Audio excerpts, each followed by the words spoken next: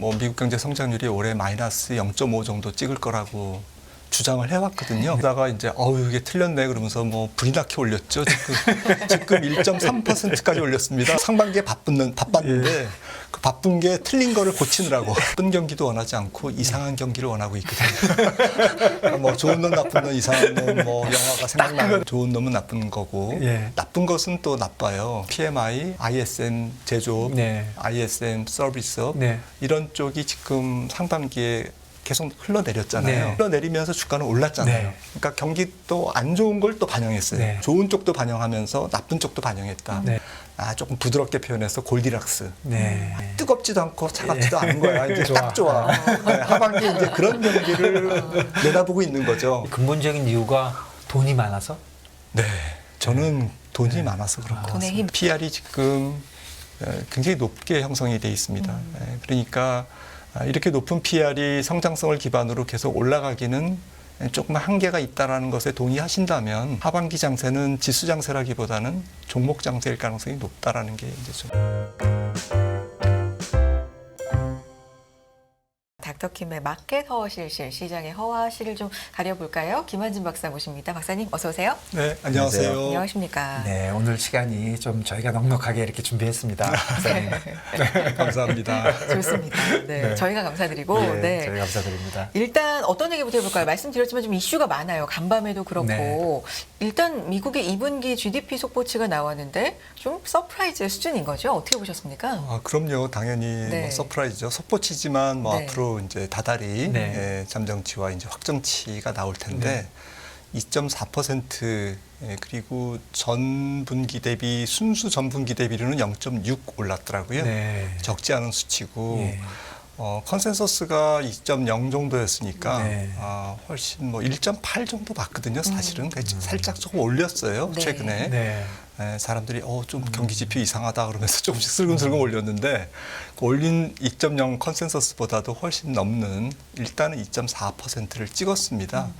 소비가 어쨌든 미국 GDP의 3분의 2인데 소비가 급증했고요. 소비가 급증한 이유는 뭐 따뜻한 날씨도 있었고 뭐 여러 가지 경제 활동이 소비 쪽에서 특히 내구재 소비보다는 서비스업이 역시 지금 뭐 연준도 서비스업 물가 잡으려고 애를 쓰는데 아니나 다를까 2분기 GDP 이제 열어보니까 소비가 특히 서비스 중심으로 굉장히 왕성했더라라는 거고요. 특히 뭐 공연이라든지 문화 그리고 여행 뭐 이런 쪽에서 너무 왕성해서 조금 개인 PCE 물가가 좀 잘 안 떨어지는 분기별로도 이제 개인 PCE가 나오니까 개인 PCE 물가 지수가 굉장히 좀 하방 경직성을 보이는 그런 결과였고요.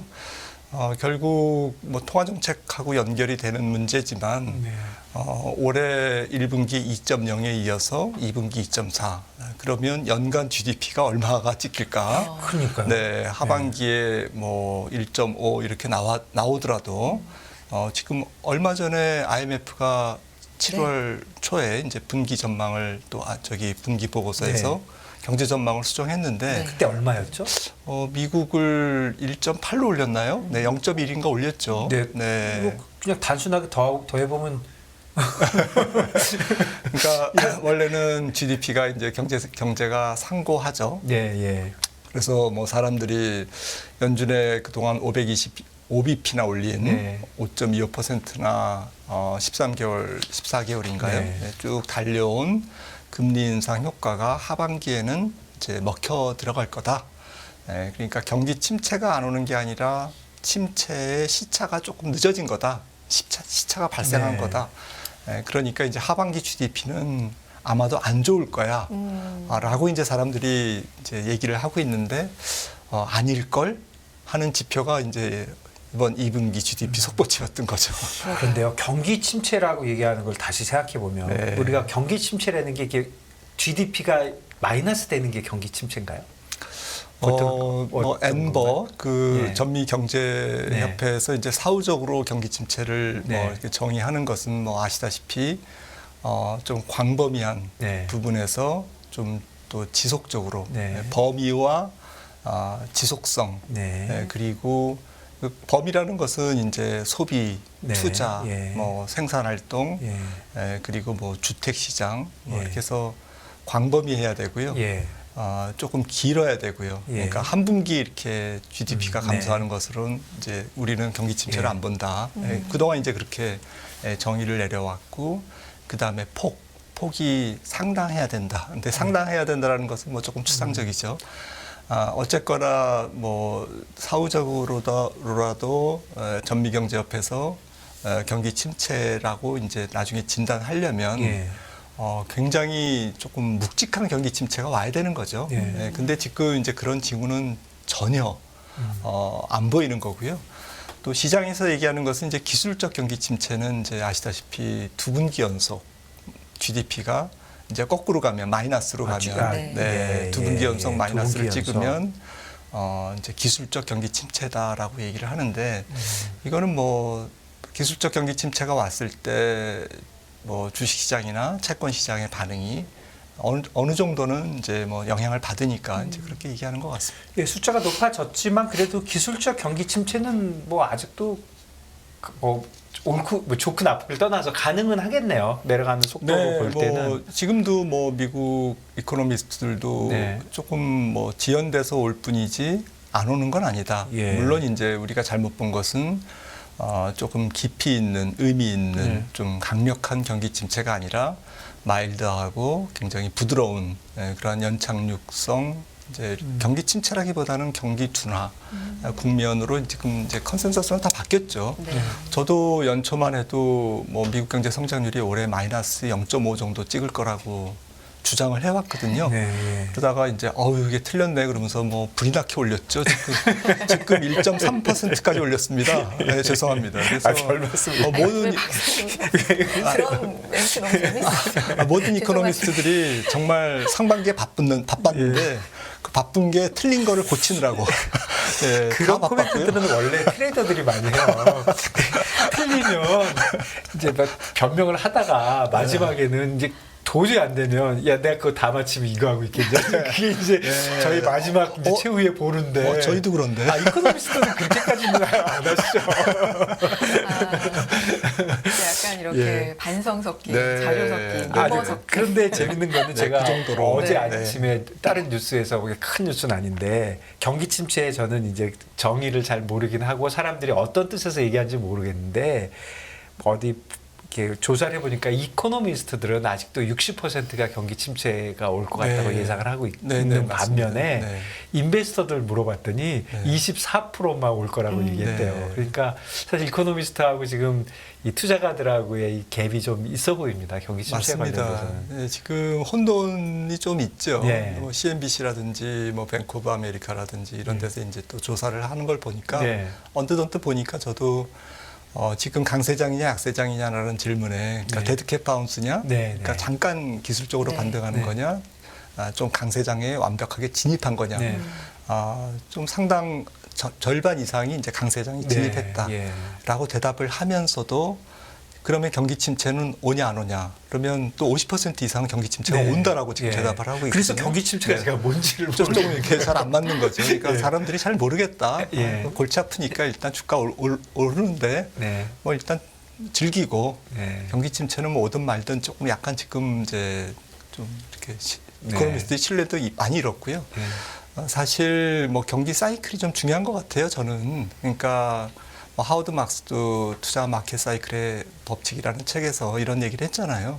우리가 경기 사이클이 지금 어디에 위치하고 있는 거냐가 그걸 판단하는 것이 투자하는데 굉장히 중요하다. 저는 100% 공감하거든요. 예. 그러니까 6개월 후 혹은 12개월 후, 뭐 12개월까지도 안 가도 6개월에서 한 9개월, 그러니까 2분기에서 3분기 이후에 경기 모습을 우리가 그려야 되거든요. 네. 왜냐하면 뭐 연말이나 내년 초 정도에 만약에 경기가 본격적으로 확장 국면으로 간다 그러면 하반기에는 에너지, 그다음에 소재, 경기 순환주, 뭐 반도체, 그다음에 은행 이런 주식, 약간 경기에 노출도가 높은 업종을 공격적으로 우리가 접근을 해야 되지 않습니까? 네. 근데 그렇지 않고 본격적인 경기 확장이 조금 멀찌감치 있다.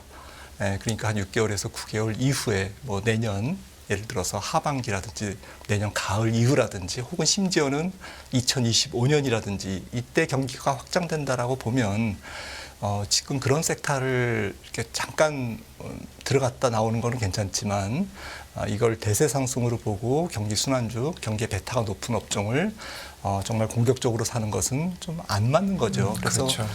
결국에는 뭐 지금 경기 논란에서 가장 중요한 것은 연말 연초 이후에 경기가 어떤 모습일까라는 것이 중요한데 저는 결론적으로 좀 경기가 2024년까지는 조금 바닥이 긴 U자형에서 그 U의 바닥이 그러니까 좀 V자에 가까운 바닥이 아니고 냄비 바닥이 조금 긴 그런 경기 좀 약간 지지부진한 그러니까 내년도 미국 경제 성장률을 지금 컨센서스가 0.8 정도 보고 있거든요. 네.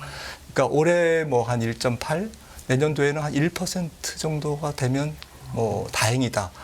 지금 그렇게 보고 있습니다.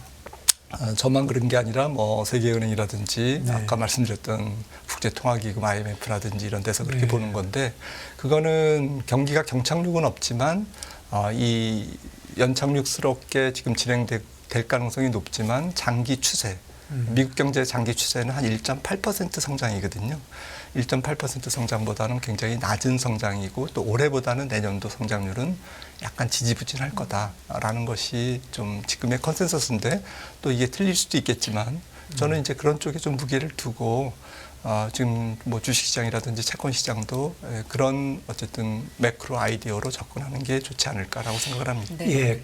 진짜 생각해 보면 지금 S&P가 그때 4,750인가가 제일 높잖아요. 네, 4,800이었죠. 지금 뭐 5%밖에 안 남았거든요. 네. 어제는 4,600도 올라왔다 내려왔고 네. 그러면은 사실 지금 말씀해 주신 대로 생각하면 조금 안 맞긴 하죠. 앞으로 1년 이상 GDP가 2.4였던 게 0.8까지 내려간다면 네. 이게 뭐 주식시장이 좋을 건지 하는 생각은 드는데 네. 좀 이런 거는 있을 수도 있는 것 같아요. 뭐 야 경기가 나빠도 주식 오르는 주식도 있을 거 아닌가? 그럼요. 네. 네. 그런데 그게 이제 뭐 AI 관련된 거고 근데 네. AI 관련된 것들이 워낙 빅테크고 네. 워낙 시총이 높고 그러니까 뭐 조금 뭐 그냥 쉽게 생각하면 야 경기가 나쁠지 안 좋을지 잘 모르겠는데 네. 나빠도 좋은 애가 있으면 좋으면 무조건 좋을 테니까 그렇습니다. 예 그게 IT 같으니까 IT 사고 버티자 네. 뭐 이런 심리가 좀 깔려 있는 것 같은데 네, 그 예. 상반기에 이제 사실 마켓이 이제 그걸 보여준 거죠. 예. 네, 그래서 사실 뭐 지금 저희가 경제랑 뭐 주식시장 얘기를 하고 있습니다만은 네. 거기 그 매개 역할을 하는 게 기업 이익이지 않습니까? 네, 말씀하셨듯이. 예. 네, 그러니까 우리가 경기를 보는 것도 결국에는 주식이라는 것이 기업을 기초자산으로 한 유가증권이니까 예. 그 펀더멘탈의 가장 근간이 기업 이익이고, 네. 근데 기업 이익을 둘러싸고 있는 게 이제 경기니까 경기를 그래서 보는 건데, 네. 사실 지금 상반기 같은 경우에는 뭐 지금 2분기 실적 시즌이 거의 진행되고 있습니다만, 한 절반 이상의 기업들이 지금 발표되고 있습니다만, 사실 그 경기도 괜찮았지만 경기보다는 기업 이익이 나쁘지 않거든요. 지금 좋은 거죠? 지금 나오고 있는 물론 것들이? 이제 전 분기 대비로는 마이너스 한 6%, 마이너스 7% 정도 이제 조금 줄어드는. 그러니까 워낙 이제 전년 동분기가 전년 2분기가 조금 높았기 때문에 기저 효과로 이제 조금 낮게 나오고 있습니다만은 컨센서스는 거의 70-80% 정도의 기업들이 컨센서스를 상회하는 양호한 기업 실적을 발표하고 있거든요. 그러니까 좀 말씀드리고 싶은 것은 지금 전체적으로 작년부터 올해까지 이어지는 기업 이익은 매크로 톤보다는 살짝 높다. 그러니까 매크로가 보여주는 경기의 톤도 나쁘지 않았는데 그것보다도 기업 이익은 상당히 건강하더라, 양호하더라. 좋았더라라는 거거든요. 그러니까 아무래도 뭐 S&P 500도 그렇고 뭐 다우는 더 그렇고요. 네. 정말 국가 대표를 모아놓은 거잖아요. 주식시장이 가장 센 놈들의 집합체잖아요. 그렇죠. 그러니까 그 센 놈들이 지금 기업 이익이 나쁘지 않은 거죠. 센 놈들을 보니까 뭐 IT도 있고 BIT도 있고 내구재도 있고 뭐 서비스도 있고 여러 가지인데 서비스는 서비스대로 서비스업 경기가 좋으니까 좋고 그다음에 IT는 뭐 지금 약간 주춤하지만 그래도 뭐 이 정도 경기 톤이면 하반기에 돌았을 것 같으니까 좀 불안하진 않고, 그 다음에 뭐 말씀하셨던 AI 같은 경우는 상반기에 이거는 뭐 미래 이익을 땡겨오기에 충분한 네. 성장성을 지금 약간 흥분된 고양된 네. 그 약간 설레임이 있잖아요. 예. 이게 어떻게 얼마까지 예. 성장할지를 모르는. 그렇죠. 세상을 바꿀 수도 네. 있는. 예. PR이 7, 80배 돼도 이거는 네. 몇 년 내에 네. 20, 30배로 그 이하로 떨어질 거야. 네. 그 정도로 어닝이 정말 파워가 네. 있어. 네. 라고 사람들은 지금 확신하고 있는 거죠. 그러니까 그 전체적으로 상반기에 어쨌든 주식시장의 모습은 매크로보다는 훨씬 더 강한 기업이, 그 강한 기업이 이익 중에서도 또 AI라는 성장성이 아주 돋보이는 테마의 어쨌든 주도권이 이제 지금 주식시장을 이렇게 강세로 몰고 온 거죠. 그런데 어려운 점은 이런 것 같아요. 어제 시장에서도 드러난 것 같은데 이제 경기는 괜찮아 보이고 지금 말씀해 주신 대로 잘 모르겠지만 어쨌든 괜찮을 것 같다 이렇게 생각을 해도 경기가 당장 좋아진다니까 그럼 이자율이 안 내려오고 그 우리 몇 년 전도 아니죠. 1년 전에 굿뉴스가 배드뉴스인 것처럼 네. 야 이거 경기 이렇게 좋으면 이자율을 뭐 안 내리거나 뭐 올리거나 이렇게 높게 가면 네. 이게 결국 같이 움직이는 거지 따로 가는 건 아니잖아요. 의자율이 그렇죠. 높으면 경기에 나쁜 네. 영향을 또 줄 네. 거잖아요. 이렇게 네. 계속 나쁘게. 네. 그러면 그게 좀 어려운 것 같아요. 네, 그렇죠. 뭐 네. 지금 뭐 계속 시장에 좀 묵직한 약간 뭐 고민거리는 네. 결국에는 이자율이 안 내려오면 네. 말씀하셨듯이 그러니까 이자율이 안 내려온다는 얘기는 경기가 썩 나쁘지 않다는 얘기고 네. 좋다는 얘기고 네. 그래서 연준이 금리 동결 기간을 좀 길게 가져갈 가능성. 네. 어제 파월 의장이 2025년이라 돼야 내릴 거야. 라고 이제 얘기했잖아요. 깜짝 놀랐어요. 네. 2024년 뭐 약간 꿈도 꾸지 마세요. 뭐 그러니까 이제 이런 식으로. 물가가 예. 그 정도 네. 되면 뭐 잠깐 잡힐 거다. 오해는 좀 네. 있었지만 어쨌든 분명한 얘기는 갑자기 야 근데 25년이나 될 것 같아. 깜짝 놀랐어요. 근데 사실은 그거는 그동안 분기마다 발표되는 연준의 통화정책 보고서 끝난 다음에 SEP에 다 나와 있거든요. 그렇죠. 근원 PCE 물가가 올해 연말에 3.5, 내년도에 한 2.6인가 2.7 뭐 이렇게 봤어요. 그러니까 2%라고 하는 목표치는 내년 연말에도 달성을 못한다라는 것은 이미 알려진 사실이거든요. 근데 시장은 뭐 갑자기 새로운 얘기를 듣는 것처럼 파월 의장이 이렇게 눈 동그랗게 뜨고 저 양반 왜 이렇게 얘기하지? 진짜 웃겼어요, 어제. 네, 이제 그랬는데 사실은 저는 뭐 좀 안 놀랐어요. 예. 뭐 원래 SEP에 다 나오고 예. 통화정책회의 보고서에 나와 있는 예. 얘기인데 예. 그리고 어쨌든 뭐 연준이 통화정책을 조금 그 동결 기간이 좀 길어지면 동결 기간이 내년을 넘어서 뭐 2025년 뭐 그대로 한 뭐 2025년 한 상반기나 돼야 이제 겨우 금리를 내리기 시작하는 그런 상황으로 간다면 미국채 10년물이 사실은 많이 내려오기가 어렵잖아요. 네. 2년물도 내려오기 네. 힘들고 네. 지금 수익률 곡선이 역전돼 있지만 10년물도 많이는 못 내려오죠. 네. 그 정도로 경기가 괜찮고 물가가 천천히 잡힌다는 네. 얘기잖아요. 특히 근원 물가가. 네. 이제 그렇다고 보면 사실은 주식시장이 상반기에는 뭐 어쨌든 금리 무시해도 돼. 왜냐하면 성장성이 더 있잖아 라면서 AI 중심으로 올랐지만 계속 그럴 수 있느냐라는 거죠. 예. 그러니까 지금 뭐 시장에서 관심이 그거잖아요. 뭐 6월 중하순부터 지금 7월까지 나타난 현상이 지금 상반기에 특히 5월까지 달렸던 뭐 7공주가 아니라 7개의 왕자죠. 네. 매그니피선트. 거대한 7종목의 질주를 조금 스무딩 시키는 다른 섹터에 그러니까 경기순환주라든지 은행이라든지 스몰캡이라든지 이런 쪽으로 주식시장이 조금 분산돼야 하반기에도 건강한 랠리가 이어질 수 있고 그렇게 분산돼야 말씀하셨던 4,800, 4,750의 전고점을 뚫고 진정한 강세장이 쭉쭉 진행될 수 있다.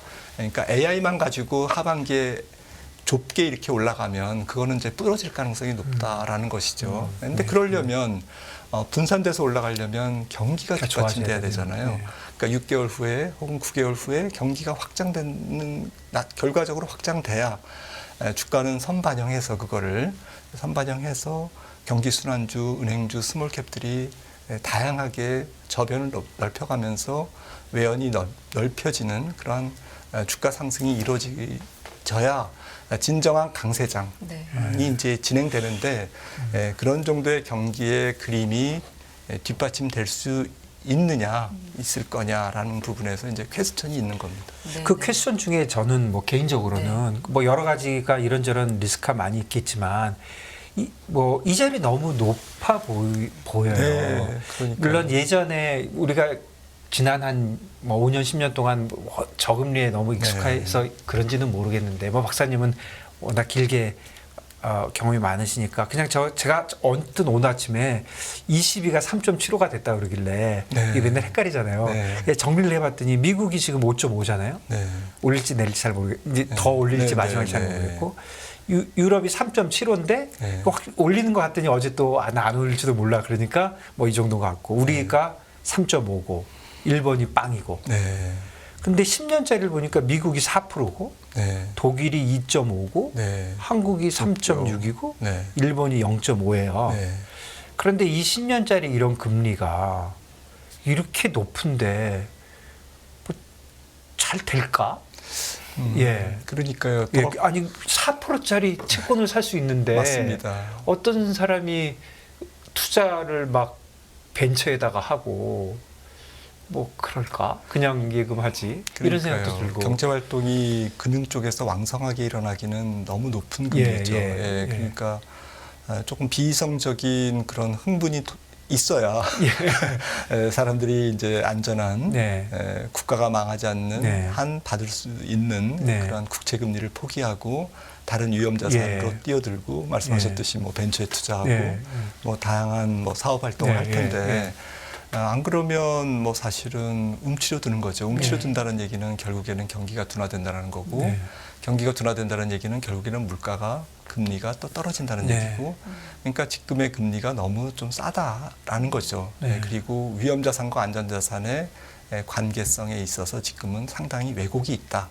그러니까 금리가 높은 것에 비해서 너무 주가가 강하다. 그러니까 둘 중에 하나가 돼야 된다. 주가가 좀 조정을 보이든지 금리가 내려오든지 금리가 내려오든지.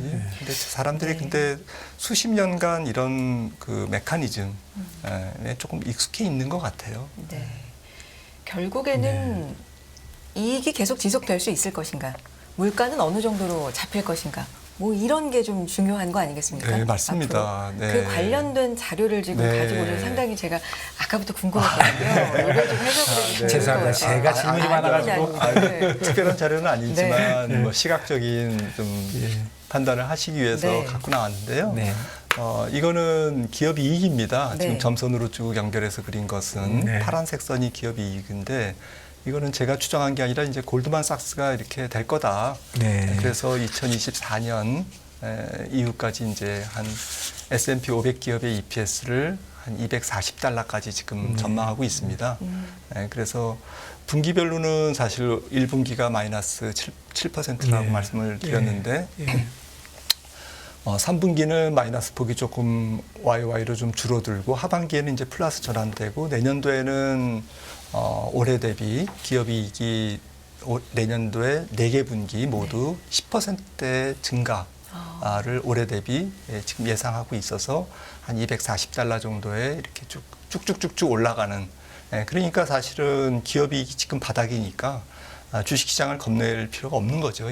만약에 이렇게 진행된다면 그런데 지금 제가 물가와 같이 그린 이유는 작년 하반기 음영돼 있는 부분이 이제 2022년 하반기부터인데요. 그 전까지는 물가가 올라가면서 기업 이익이 증가했잖아요. 그리고 팬데믹 이전부터 그런 추세는 유효했습니다. 그러니까 물가가 증가할 때 올라갈 때 경기가 좋은 거고요. 경기가 좋을 때 기업들은 명목 매출액이 매출액은 명목으로 잡히잖아요. 물가 상승분을 더해서 가격에 더해서 그래서 이제 팬데믹 상황에서도 이렇게 나온 거죠. 음식료라든지 이런 기업들이 이제 가격을 전가하니까요, 소비자에게. 그래도 이제 매출액이 그렇게 안 준 거죠, 주가. 그리고 이제 기업이익이 물가가 드디어 잡혔습니다. 작년 9월부터 6월부터 9.1% 찍고 내려왔지 않습니까? 미국 소비자 물가가 기업이익이 주춤했죠. 그러니까 명목 매출액도 줄었다라는 얘기죠. 하지만 기업들이 이제 생산 원가라든지 이런 원가 개선을 통해서 이익을 방어했는데 지금 시장은 물가는 잡힐 거야. 그런데 이제는 이 기업 이익은 물가랑은 따로 놀 거야라는 이제 확신이 있잖아요. 그래서 지금 강세장도 진행되고 하반기 장도 사람들이 굉장히 긍정적으로 보는데 이제 이렇게 안 된다라는 말씀을 드리는 게 아니라 이렇게 되려면 어떤 조건이 필요할까라는 거죠.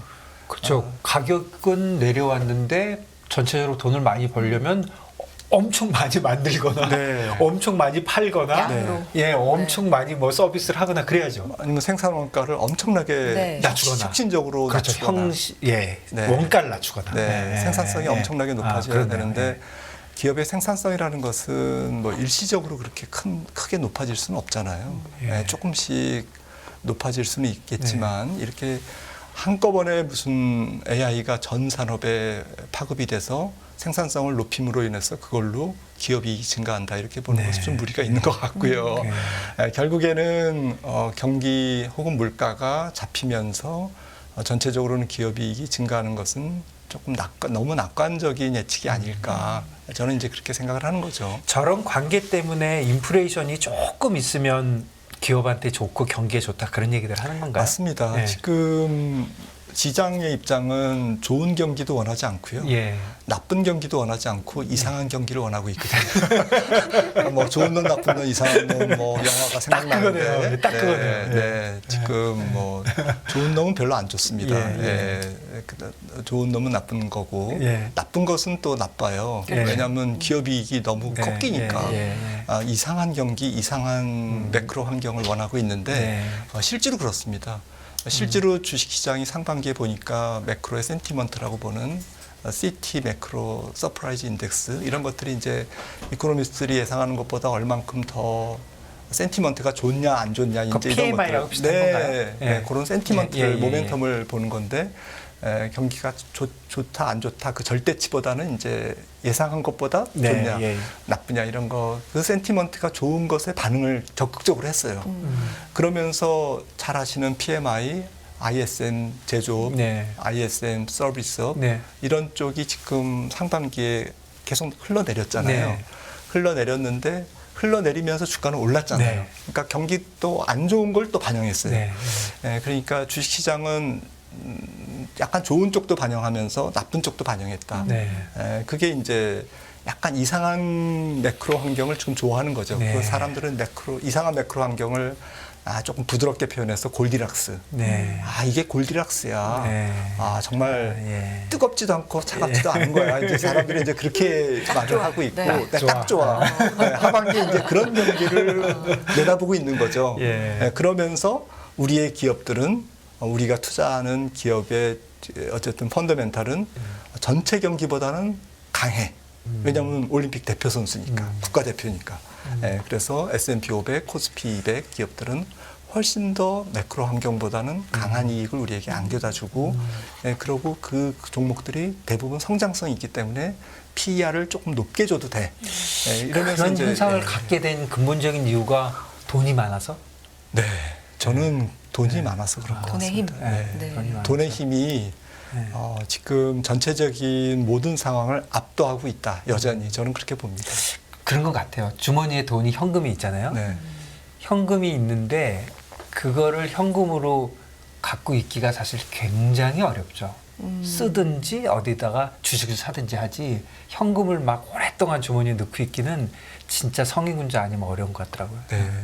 그래서 유동성에 대한 어떤 자료도 지금 있는 것 같아서 그것도 한번 보도록 하겠고요. 유동성이 그래서 뭐 사실 물가를 보기 위해서 유동성을 조금 말씀드렸는데 자연스럽게 대표님께서 지적하셨듯이 지금 시장이 사실 물가가 안 잡히는 것도 유동성이 적지 않게 원인을 제공하고 있고 그리고 좀 기업 이익을 좀 지탱하고 있는 것도 그렇고 또 마켓에 뭐 좀 활력을 뭐 계속 펌프질하고 있는 것도 유동성 요인들이 있는 것 같아요. 지금 뭐 미국의 M2 증가율, 그러니까 뭐 총통화죠. 좀 광의의 통화량이 계속 지금 증가했습니다. 이렇게 증가했는데 사실 펀더멘탈이 그 팬데믹 때 한 15조 달러였잖아요. 네. 7조 달러가 이렇게 급증했어요. 그러니까 나중에 이제 아마 역사책에 나올 것 같아요. 이때 우리 선배들은 왜 이렇게 돈을 풀었을까? 정말 이때 풀 때는 정말 바이러스가 영원히 안 잡힐 거라고 생각을 해서 이렇게 한 건가? 아무튼 이렇게 풀다 보니까 뭐 자산 가격이 정말 강력하게 올랐죠. 근데 지금 이제 통화를 환수하고 있지만 이 차트에서 보시듯이 미국 총통화가 21조 5천억 달러 정도까지를 고점을 찍다가 1조 달러가 안 줄었어요. 그러니까 줄긴 줄었죠. 그러니까 뭐 전년 동월 대비 증가율, YOY 증가율로 보면 M2가 마이너스를 찍었다. 뭐 통화량이 드디어 잡혔다라고 얘기했지만 엄청 저는 높네요. 뭐 새빨간 거짓말이라고 생각합니다. 야, 진짜 높네요. 네, 이 통화는 이제 스톡 얼마나 풀려 있는가를 봐야 되잖아요. 그러니까 당연히 이제 줄어들었지만 줄어든 레벨이 팬데믹 코로나가 오기 전에 15조 달러보다는 훨씬 높은 지금 21조 달러를 기록하고 있는 거고요. 그리고 뭐 내년도에 뭐 만약에 연준이 금리를 이제 인하하고 파월 의장은 금리를 뭐 인하해도 QT는 계속 할 거다라고 이제 엊그제 말씀을 하셨지만 아무튼 금리를 인하하면서 QT도 조금 만약에 중단한다면 이것도 이제 흐지부지 되는 거거든요. 그러니까 더 이상 안 빠진다는 얘기죠. M2가. 왜냐하면은 지금처럼 경기가 좋으면 신용 창출이 일어나서 또 M2가 스스로 일을 합니다. 은행에서 돈이 대출이 되면 사람들이 그 대출을 받고 또 계속 연결해서 그렇죠. 통화가 돌아다니잖아요. 예. 신용 팽창이 되기 때문에 M2가 또 안 줄어듭니다. 이자율을 낮추면 MT가 잘 안 줄어드는 거죠. 근데 우리 예전에 학교에서 공부하거나 아니면 한 10년, 15년 시장을 보면 한국에서도 그렇고 미국에서도 그렇고 M2를 많이 얘기했잖아요. 근데 최근 한 10년 전부터는 갑자기 M2는 없어지고 이제 뭐 이자율, 뭐 포워드 가이던스 이런 쪽으로 바뀌었는데 예전에는 M2를 많이 봤는데 요즘은 많이 뭐 안 보고 하는 이유가 있을 것 같은데 뭐 특별한 게 있나요? 뭐 경제 하시는 분들은 계속 보는데 마켓에서 이렇게 시장에서만 마켓에서 이렇게 그렇게 크게 저렇게 안 하는 것 같아요. 사실 지금 뭐 주식 시장을 설명하는 변수가 워낙 많지만 지금 M2 GDP 비율을 제가 한번 주가랑 같이 그려보고 뭐 집값이랑 같이 그려봐도 마찬가지입니다. 지금 다음 차트를 보시면 이거는 총통화를 GDP로 나눈 이유가 그래 M2는 뭐 경제가 성장하니까 당연히 통화량도 증가해. 그러니까 우리가 비교할 것은 실물 경제보다 얼마나 돈이 더 풀렸을까, 더 풀리고 가고 있을까 이런 거를 이제 볼 필요가 있어라는 이제 그런 취지에서 경제 규모 대비 총통화, 그러니까 실물 경제 대비 유동성의 양을 이렇게 같이 비교를 해보면. 사실 큰 추세적으로는 문제가 없이 이렇게 아주 예쁘게 가지 않습니까? 주택 시장이나 뭐 주식 시장이나 유동성이 설명하는 부분들이 굉장히 크다. 결과적으로 이렇게 지금 해석을 할 수가 있고요.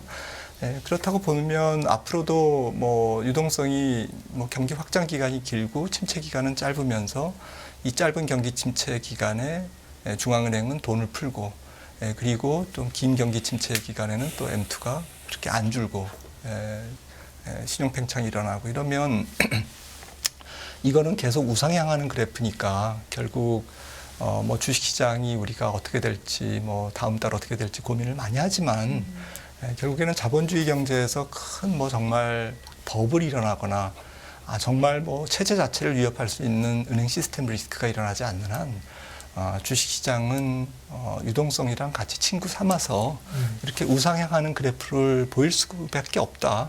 너무 주식시장에 좀 긴 호흡으로는 너무 걱정하지 않아도 된다라는 어쨌든 위안을 좀 시사하고 있는 것 같습니다. 그냥 돈이네요. 네, 그렇습니다. 뭐 단순하게 생각하는 거는 단순하게 생각하는 게 좋다라는 얘기죠. 너무 이제 국면 자세하게 맞추려고 하지 말고 앞으로 경제 성장해. 뭐 좀 성장률이 둔화될 뿐이야. 그리고 돈 조금 덜 풀릴 수는 있지. 하지만 뭐 통화량도 계속 증가해. 그러니까 통화량이 확실하게 줄어드는 낌새가 있는 거는 잘 봐야 되겠네요. 네, 그럼 만약에 그런 네. 사건이 터지거나 네. 네, 그러면 잘 봐야 되는데 네. 이번이 이제 그런 걸로 생각을 했죠. 왜냐하면 너무 높은 인플레이션이 왔기 때문에 네. 아마 과거와는 다를 거야. 네. 그리고 연준도 정말 정책을 정말 긴축적인 그런 스탠스를 오랜 기간 유지할 거야. 지금도 이제 그런 생각이 있지 않습니까? 이제 그래서 이번 같은 경우에는 좀 유동성이 많이 줄어들 거야라고 생각을 하면서 주식시장을 조금 안 좋게 보시는 분들은 이제 그런 쪽에서 유동성 쪽에서 좀 문제를 제기했는데 현재까지는 그런 현상 나타나고 있지 근데 않습니다. 정부의 의지도 중요하지만 네. 이자율이 높으면 당연히 통화량이 줄어들지 않습니까? 사람들이 예금을 하고 활동을 줄여버리니까 그런 현상은 근데 별로 안 일어나나 봐요. 네, 지금 뭐 이자율이 높아도 뭐 어쨌든 소비가 그렇게 안 줄고 있는 게 네. 뭐 지금 미국 소비가 왜 안 주냐라고 이제 얘기하면 뭐 어제 2분기 GDP에서도 네. 아직까지도 잉여 저축이 남아 있다. 네. 잉여 저축은 코로나 때 보조금을 가계에다가 너무 많이 뿌려서 네. 아직 돈이 남아 있다라고 얘기했잖아요. 그러니까 그것도 지금 조금 과거 추세보다는 가계가 많이 돈을 많이 갖고 있기 때문에 네. 높은 이자율에도 불구하고 괜찮은 거고 또 이자율이 이렇게 높으면 주택 경기가 둔화돼서 뭔가 소비도 위축될 수밖에 없고 그다음에 모기지론의 이자 비용이 계속 올라가면서 이렇게 돼야 되는데 미국 같은 경우에 이제 장기로 계약했다 보니까 낮은 금리의 모기지론이 지금 하는 거지 지금 집을 사지 않는 한 지금 집을 사는 사람이 아닌 한 뭐 3~4%의 30년 빌린 건데 뭐 모기지 금리 지금 7% 되는 거랑 자기가 아무런 관계 없는 거죠. 어제 파월도 그 얘기 대놓고 하더라고요. 네, 그러니까 지금 여러 가지로 이자율의 상승이 소비에 영향을 미치는 게 미국 같은 경우에는 그렇게 훨씬 그렇네요. 개념적인 것보다는 낮게 약하게 그렇네요. 지금 작용되고 있습니다. 그렇네요. 어제도 소비 쪽이 GDP 상승을 좀 많이 이끌었는데 네. 특히나 서비스 쪽이 경험에 대해서는 돈을 좀 계속해서 좀 많이 쓰고 있다라는 생각이 들고요. 어제 고용 쪽 지표도 나왔는데 고용도 여전히 좀 강한 것 같고 네. 계속해서 버니까 뭐 쓰는 거 아니겠습니까? 네. 어느 정도 그러니까 여러 가지가 좀 네. 맞물린 것 같습니다. 좀 지금 말씀 나눈 것 플러스 고용 말씀하셨는데 네. 어제 뭐 신규 실업 수강성 건수도 네. 21만 건 낮게 나왔죠. 이런 게 뭐 정말 꿈쩍도 안 하죠. 네. 20만 건 부근에서 이게 뭐 한 30만 건, 40만 건 돼야 임금이 떨어지거든요. 지금 아직도 실업자 한 명당 1.6개 빈 일자리가 있는데 임금은 사실 옮겨 다니는 사람들이 주도해서 올리잖아요. 옮겨 다닐 수 있는 능력이 있는 지금 남아 있는 그러한 여유가 남아 있는 상태에서는 임금이 잘 안 떨어지고 있는데요. 이제 이런 상황들이 뭐 좀 약간 구조적인 것까지도 플러스된 거죠. 지금 노동시장이 어쨌든 구조적인 불균형, 좀 수요 과잉, 공급 부족, 노동시장에 이런 부분들도 같이 플러스 돼서 전체적인 유동성 효과, 또 가계 잉여 저축, 뭐 이런 것들이 어우러져서 높은 금리에도 불구하고 조금 소비가 계속 왕성하게 일어나는 그런 현상들이 이어지고 있는 것 같습니다. 좋습니다. 다음 자료까지 마저 볼 텐데 그래서 이게 제일 중요할 것 같아요. 어디에 초점을 두고 매매를 해야 될까? 어떻게 보십니까? 네, 그래서 뭐 앞서도 저희가 말씀을 나눴습니다만은 정말 6개월 후와 뭐 후의 경기가 어떤 모습을 보일지에 대한 판단이 중요하다라고 말씀을 드렸는데 저는 뭐 이코노미스트로서 이번 경기는 조금 연착륙 대신 경기의 부진 기간은 조금 길어지는 그런 서로 트레이드오프한 거죠.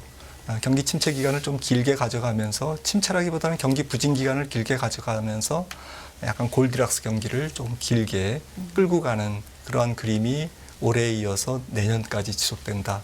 그러니까 성장률로는 장기 추세선 밑에서 이렇게 진행된다라고 생각을 한다면 조금 시장이 본격적인 대세 상승의 장이라기보다는 여전히 이제 지금 약간 레벨이 높아진 상태에서의 약간 제한적 등락이 내년까지 이어질 가능성이 높다. 하반기 장세를 이제 그렇게 보고 있고요.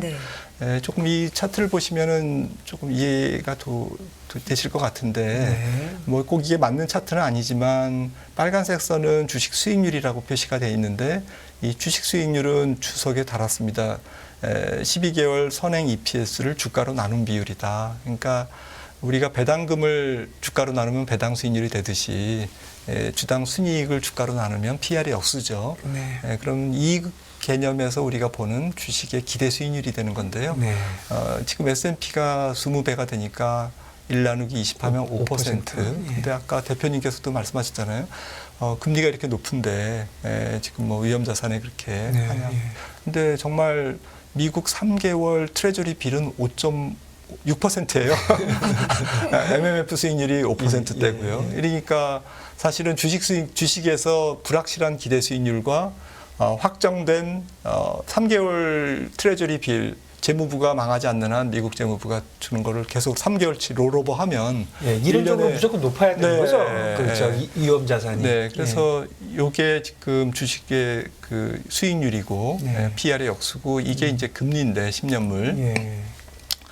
이게 좁을 때는 사실은 이제 조금 주식시장에서 먹을 게 없다.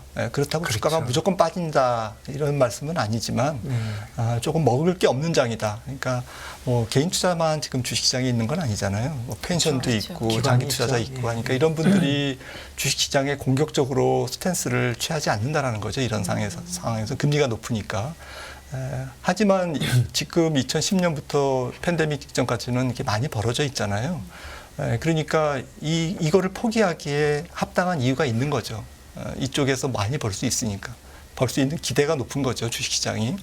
근데 지금 상황은 또 좁아져 있습니다.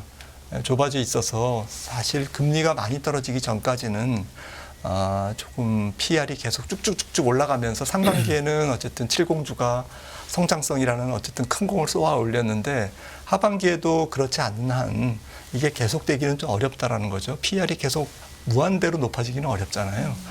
특히나 지금 PR을 보시면은 IT나 지금 뭐 이미 소비재, 뭐 테슬라 같은 게 포함된 게 자동차죠. 이런 쪽이 5년 평균, 10년 평균보다도 S&P 500입니다. PR이 지금 굉장히 높게 형성이 돼 있습니다. 그러니까 이렇게 높은 PR이 성장성을 기반으로 계속 올라가기는 조금 한계가 있다라는 것에 동의하신다면 하반기 장세는 지수 장세라기보다는 종목 장세일 가능성이 높다라는 게 이제 좀 결론이죠. 그렇네요. 네. 네. S&P 500 10개월 선행 PER까지 보면서 하반기 시장에 어떻게 대응을 해봐야 되는지 좀 생각을 해봤고요. 마무리 말씀 혹시 해주실 게 있을까요, 박사님? 오늘 여러 말씀 들었습니다. 네. 네. 그 하반기에 이제 뭐 좀 그 시장이 조금 강세냐 약세냐 이런 판단보다는 좀 매크로적인 아이디어보다는 훨씬 더 마이크로적인 아이디어, 섹터 쪽의 아이디어, 똘똘한 성장주, 그리고 전반적인 뭐 이렇게 상반기처럼 너무 헤비한 종목들이 몰려다니는 시장보다는 좀 각계전투, 게릴라전으로 이렇게 좀 똘똘한 성장주가 나도 성장주야. 나도 성장주인데? 이러면서 이렇게 깜짝깜짝 놀랄 이렇게 나타날 것 같아요. 그런 것들의 길목을 지키는 조금 투자 전략을 취하시면 그래도 하반기에 대응을 하시는데 좀 편하지 않을까 생각합니다. 알겠습니다. 여기까지 듣겠습니다. 김한진 박사 함께했습니다. 박사님 고맙습니다. 네, 감사합니다. 네.